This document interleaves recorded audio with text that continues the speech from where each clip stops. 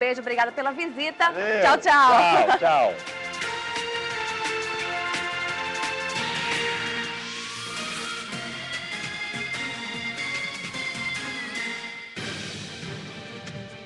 Para nós foi uma dor grande, grande, que ninguém sabe calcular o tamanho dessa dor que toda a família está passando. O crime aconteceu na manhã desta quarta-feira. Elias estava dentro do comércio, o qual era proprietário, quando uma dupla de adolescentes entrou e anunciou o assalto. Carlos André sempre terá uma história para contar. 10ª vez em 10 anos, né? Vou fazer 11 aí. Em 10 anos de profissão, a 10ª vez assaltado. Somente na zona sul de Natal, todos os dias, são cerca de 3 veículos assaltados.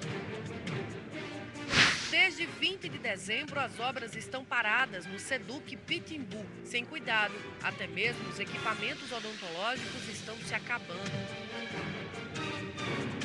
Nós estamos pensando em requisitar espaços no Arena das Dunas para os adolescentes que foram apreendidos nesse período ficarem lá.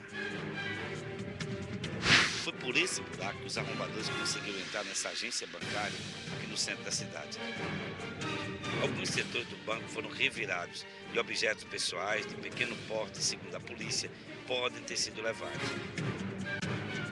O assalto aconteceu pouco mais das 11 horas da manhã desta quarta-feira. Os dois rapazes, quando chegaram aqui na recepção, estavam sem capacete. Eles passaram como se fosse um cliente normal. Passaram, foi só lá em cima mesmo. Eles chegaram e abordaram a menina do caixa.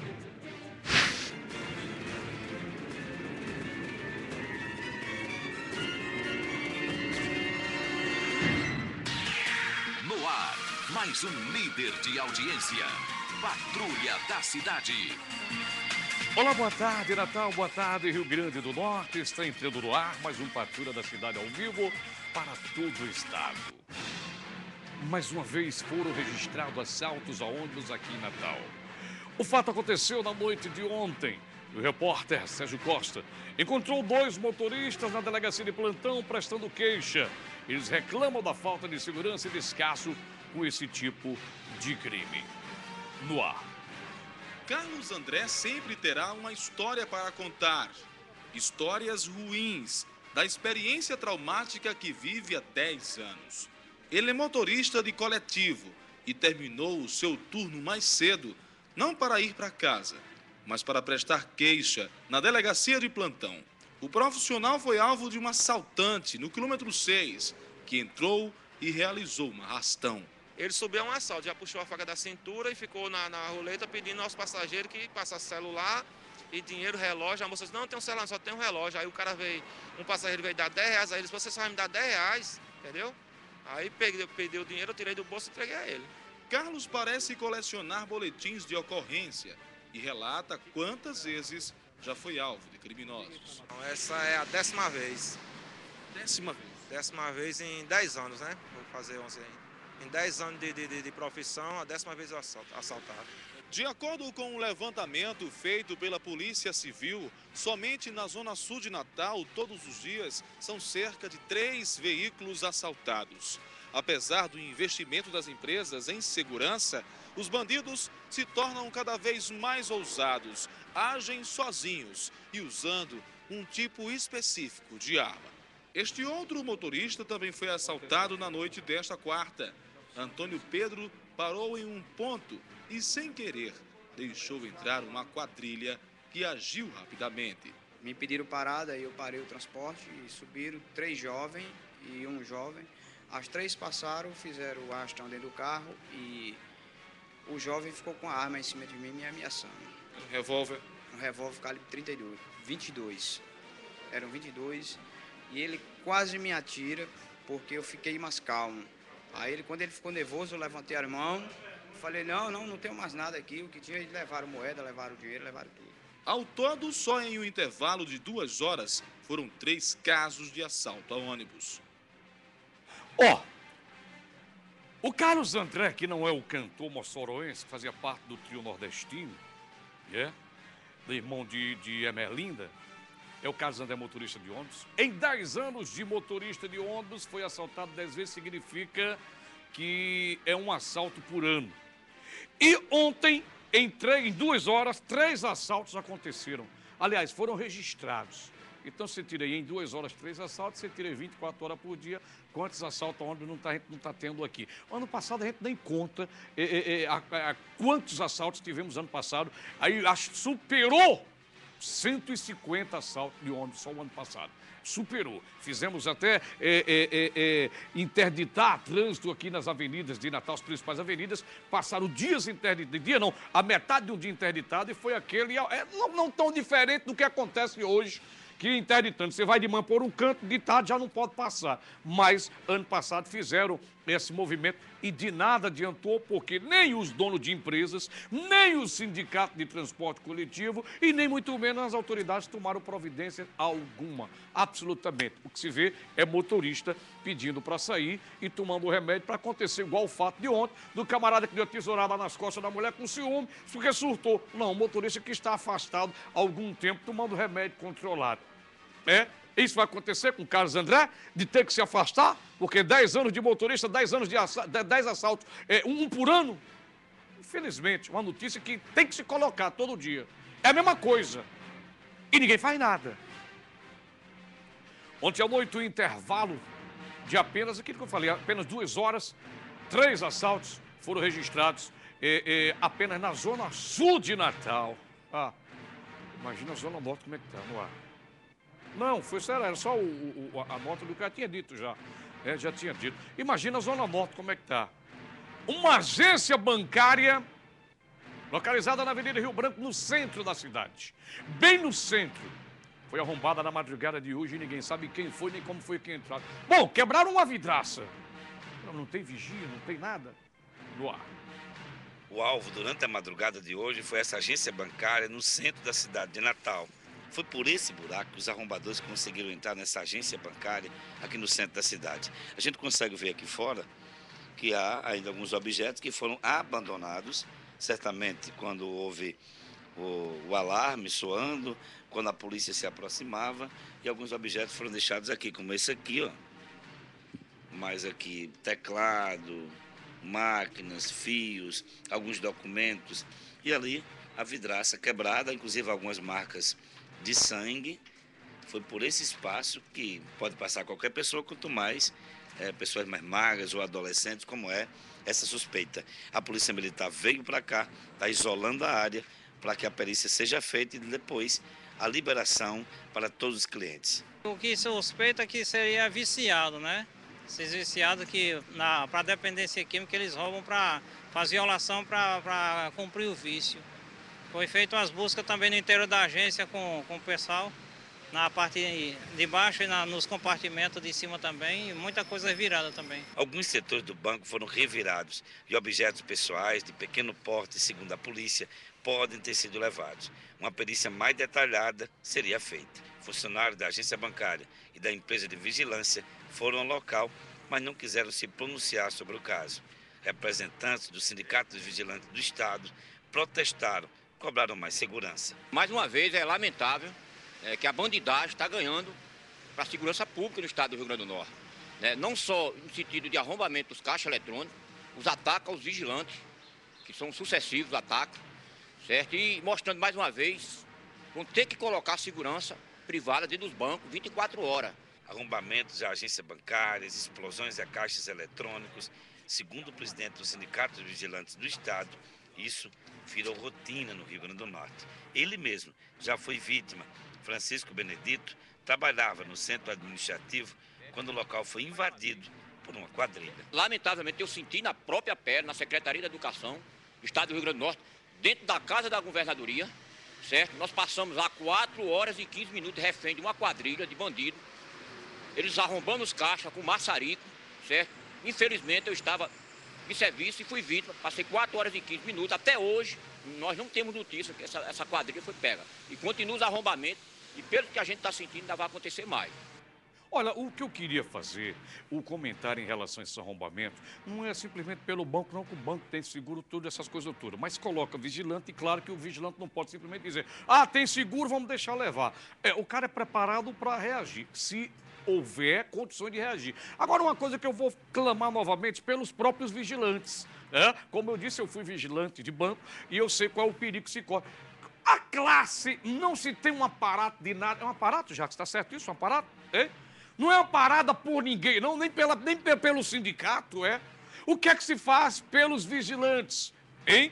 Me diga, simplesmente o cara está lá. Hoje em dia a gente vê que algumas redes de farmácia estão colocando o vigilante em pé na porta, mas não tem um pau para dar num gato, meu irmão. Que diabo é que serve um vigilante desarmado na porta de um comércio, cara?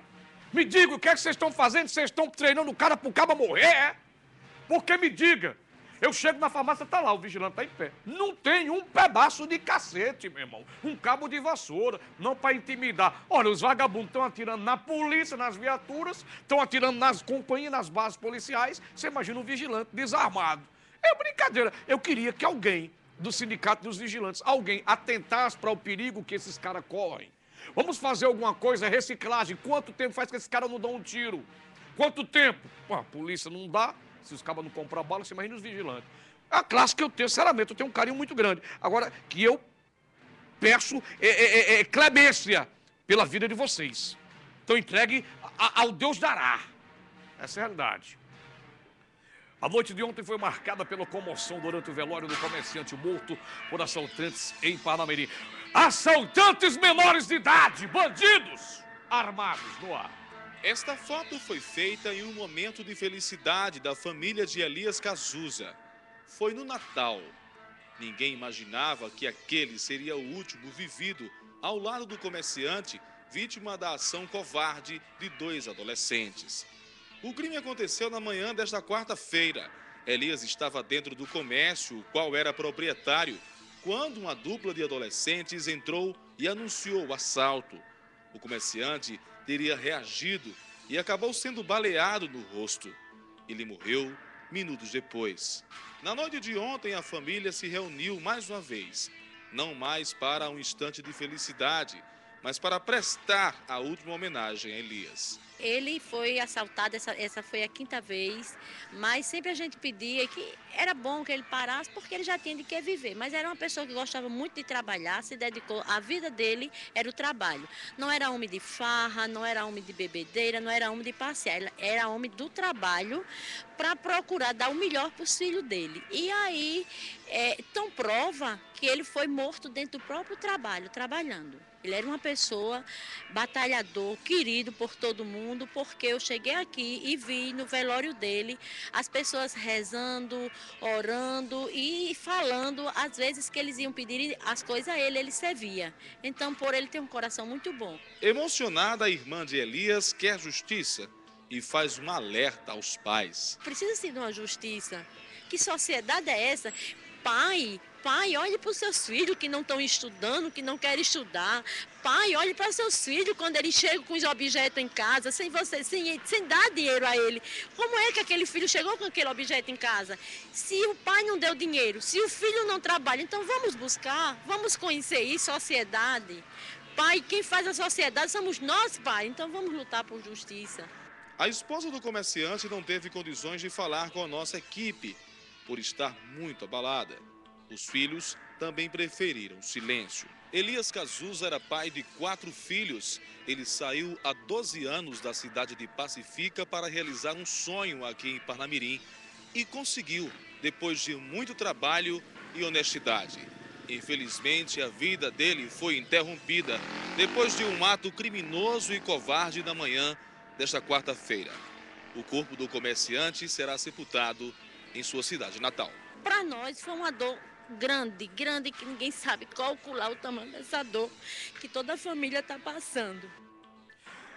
A cidade natal de seu Elias Cazuza passa e fica, né? Passa e fica, o nome passa e fica, né? Ali depois de Santo Antônio, Salto da Onça por ali, né? Depois ou antes, passei por lá semana passada, a cidade pequenininha pacata. O cara sai de lá no intuito de montar o seu próprio comércio, montou, estava dando certo.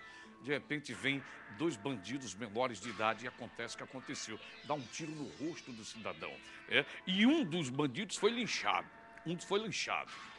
Foi linchado pela população. Por pouco não morreu se a polícia tivesse chegado. O número de linchamento está aumentando no Brasil. Não estou aqui mandando ninguém linchar ninguém não, mas está aumentando.